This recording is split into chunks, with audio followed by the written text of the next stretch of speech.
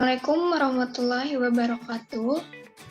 Kami dari kelompok 5, mata kuliah statistik dengan dosen pengampu, Bapak Muhammad Arsyad, MC Psikolog, dan Bapak Dr. Ali Rahman, MPD. Materi yang akan kami bawakan hari ini yaitu tentang statistik inferensial. Memasuki materi, izinkan saya memperkenalkan kelompok kami terlebih dahulu, anggotanya.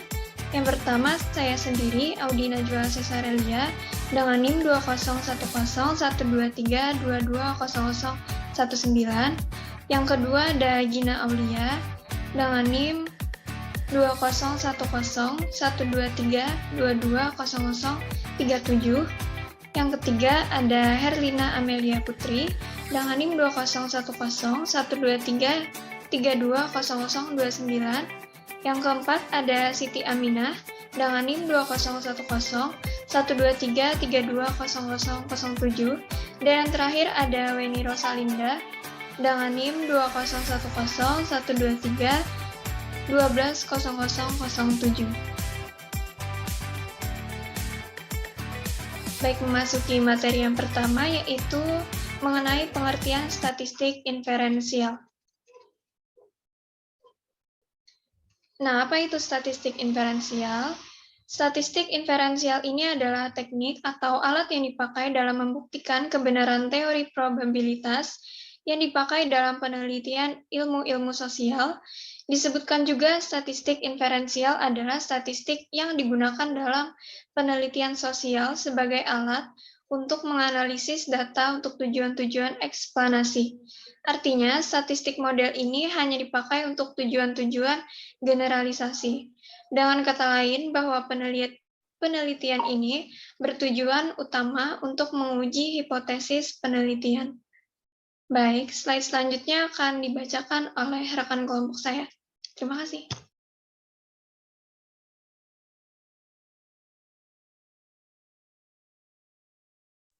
Baik, selanjutnya saya akan menjelaskan mengenai fungsi statistik inferensial. Next slide.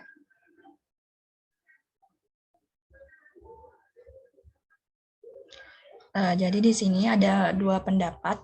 Yang pertama ada menurut Sutopo mengenai statistik inferensial ini digunakan untuk menganalisis data sampel dan hasilnya akan digeneralisasikan atau disimpulkan untuk populasi dari asal sampel itu diambil.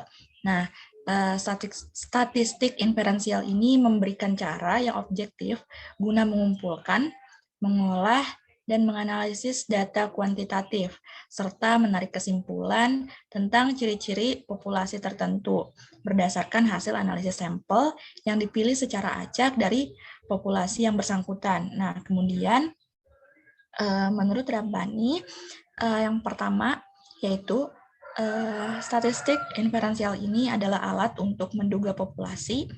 Tujuan utama dari penggunaan statistik inferensial ini adalah untuk menduga nilai populasi. Nah, kemudian yang kedua yaitu metode analisis yang sangat terstruktur. Statistik inferensial ini memiliki formula yang sangat rapi dan terstruktur. Baik, selanjutnya akan dijelaskan oleh teman saya.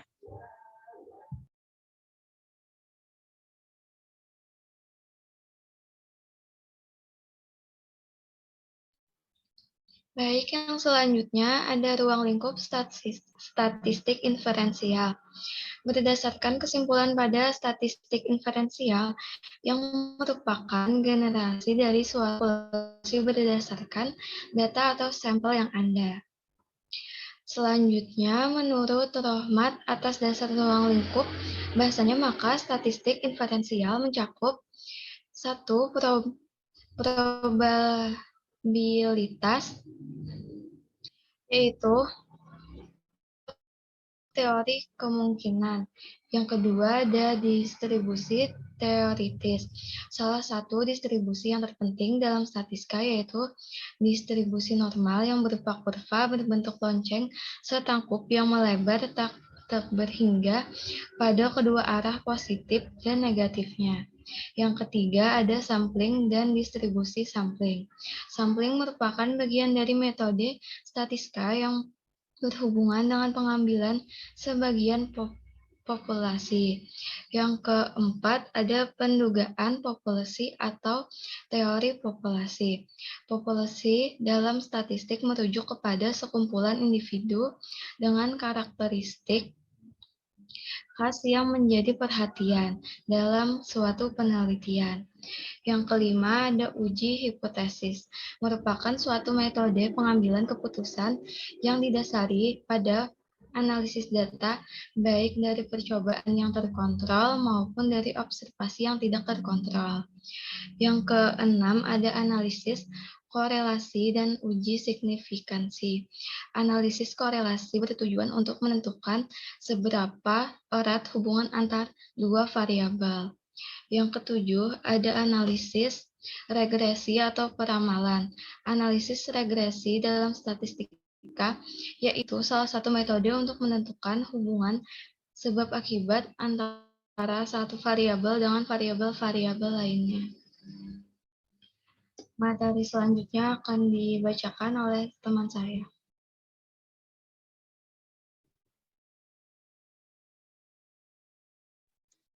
Oke, baik. Selanjutnya saya akan membacakan materi tentang atau mempresentasikan materi tentang tujuan statistik inferensial. Next.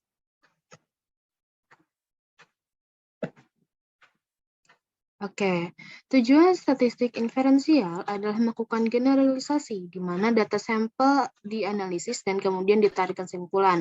Jadi dari tujuan ini bisa kita lihat menarik kesimpulannya dari populasi yang kita kita berikan instrumen atau angket. Next.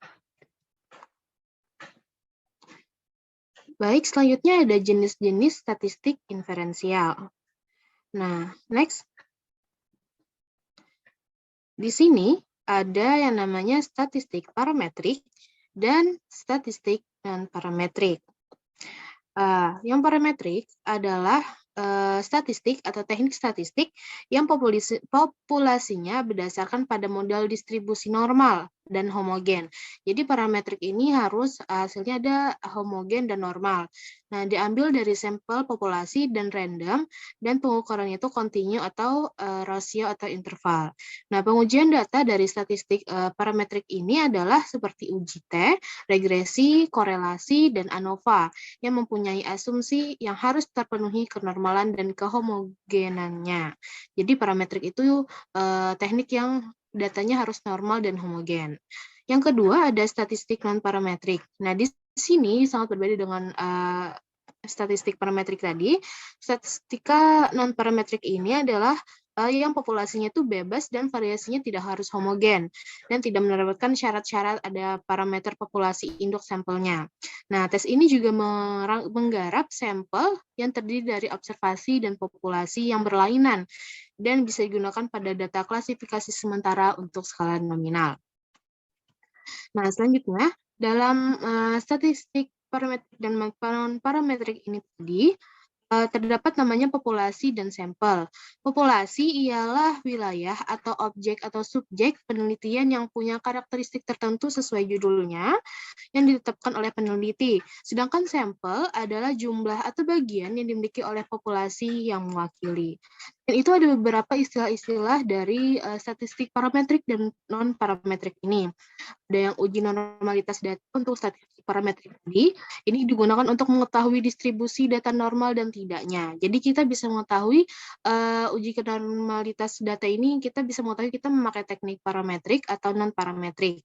Itu ada uji homogen, ini juga membandingkan data yang harus sejenis, dilakukan untuk melihat sampel yang berada di varian homogennya. Dan dalam parametrik dan parametrik, ada yang namanya pengujian hipotesis, atau mengambil dua sampel. Ini adalah perbandingan yang melalui ukuran sampel. Terdapat dua model perbandingan, yaitu korelasi dan independen.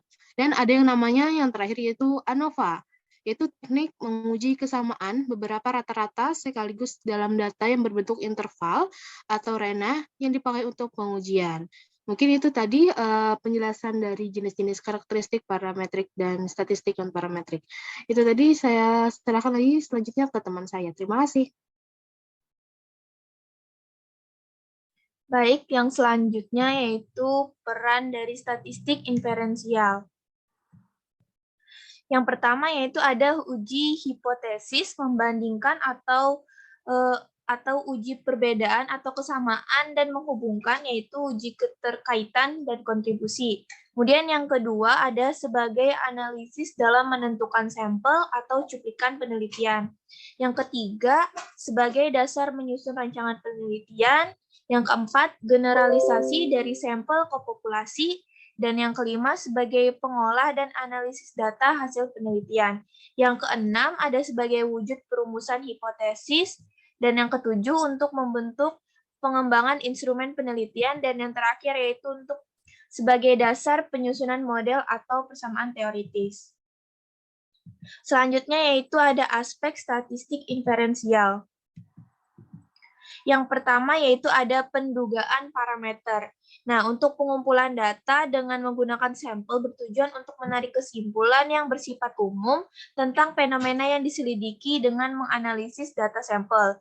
Berdasarkan statistik sampel, peneliti menarik kesimpulan tentang karakteristik populasi atas dasar data sampel yang terpilih. Penarikan kesimpulan tersebut adalah pendugaan mengenai beberapa parameter yang didistribusi populasi atau dapat saja merupakan pengujian terhadap suatu hipotesis yang menyatakan nilai parameter distribusi populasi. Pada pendugaan parameter ini, pendugaan dengan cara demikian itu dilakukan cukup dengan menggunakan sampel yang merupakan hasil observasi atau pengukuran. Nilai statistik dihitung dari sampel dan digunakan untuk menduga parameter populasi yang tidak diketahui. Pendugaan dilakukan dalam rentang batas bawah dan atas suatu interval keyakinan.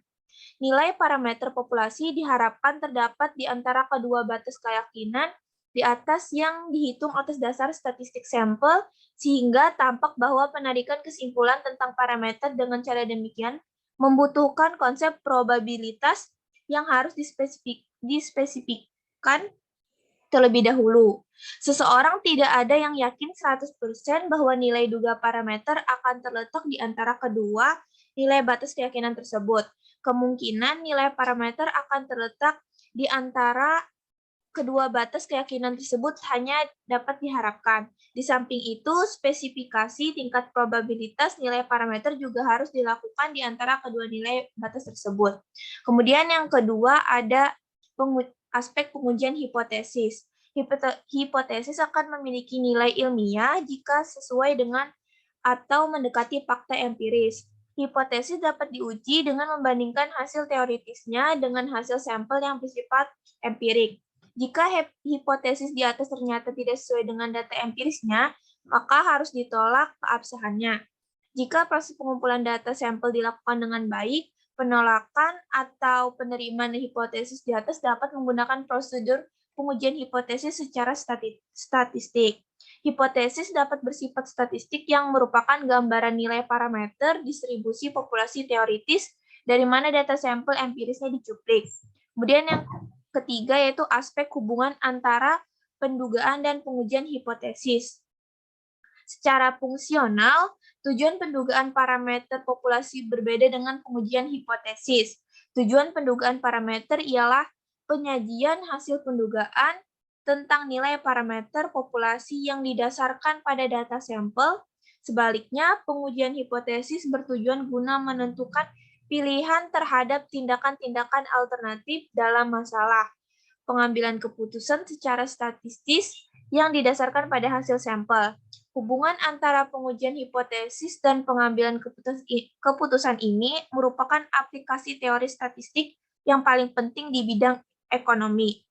Prosedur pendugaan dengan sendirinya dapat merupakan pengujian hipotesis dalam arti nilai duganya dapat dianggap sebagai hipotesis. Kedua masalah di atas diuraikan secara terpisah karena pendugaan berhubungan hanya dengan parameter populasi, sedangkan pengujian hipotesis tidak demikian. Selain itu, dalam banyak hal hipotesis alternatif memiliki peran dalam pengujian hipotesis.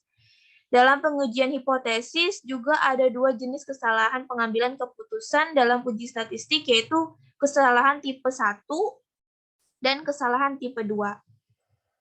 Next. Nah, Mungkin itu saja yang dapat kelompok kami sampaikan mengenai materi statistik inferensial. Salah hilaf mohon maaf. Wassalamualaikum warahmatullahi wabarakatuh.